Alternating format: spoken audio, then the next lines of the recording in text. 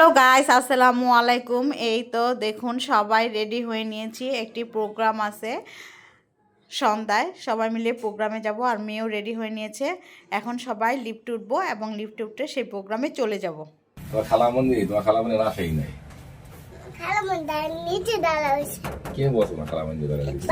ভালো তো কানে দিতে আসাকা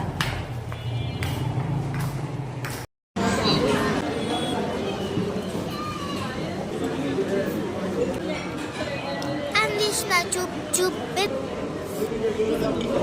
এনে